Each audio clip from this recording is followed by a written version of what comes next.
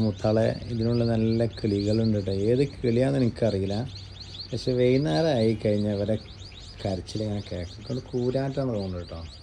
നമ്മളവരെ ഡിസ്റ്റർബൻസ് ചെയ്യലില്ല. കൊണ്ട് അവരെ തള്ള ഫുഡിന് പോകുമ്പോൾ അതുകൊണ്ട് ഇവർ ഈ കരച്ചിൽ ഉണ്ടാ കരച്ചിലൊന്നും കേട്ടോ. എൻ്റെ ശബ്ദം കേട്ടിട്ടാണ് തോന്നുന്നത്. അവിടെ ഇങ്ങനെ ഉണ്ട്. ഇളകിങ്ങനെ വെട്ടാനായിട്ടുണ്ട് കേട്ടോ. വെട്ടാനായി പോകാൻ ഇപ്പോൾ അവർ വന്നിട്ട് ഇതിനുള്ളിൽ കയറിയിട്ട് മുട്ടക്കെട്ട് വിരിഞ്ഞ് കൊണ്ടുണ്ട്. വിരിഞ്ഞതിന് ശേഷം ഞാനിങ്ങനെ വെട്ടിയിട്ട് കാരണം ഇതിങ്ങനെ ഷേപ്പാക്കി എടുക്കാൻ വേണ്ടിയിട്ടാണ്. സാധാരണ അങ്ങനെ ഒരു മാസം 1 മന്തിലൊക്കെ ഇങ്ങനെ വെട്ടി ഷേപ്പാക്കി കൊടുക്കലുണ്ട് ഞാൻ. പക്ഷേ ഇവർ വിട്ടിട്ട് ഈ വിരിഞ്ഞതിന് ശേഷം ശബ്ദം ഇങ്ങനെ കേൾക്കാൻ തുടങ്ങിയപ്പോൾ ഞാൻ ടച്ച് ചെയ്യാൻ അയക്കില്ല.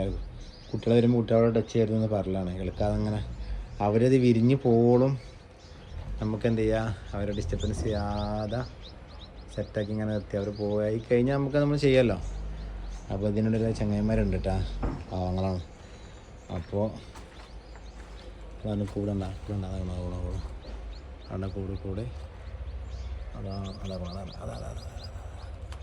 ഇതല്ല കേട്ടോ. ഇത് എനിക്ക് തോന്നുന്നത് ഈ സാധനം ഇത് താഴെ വീണതാണ്.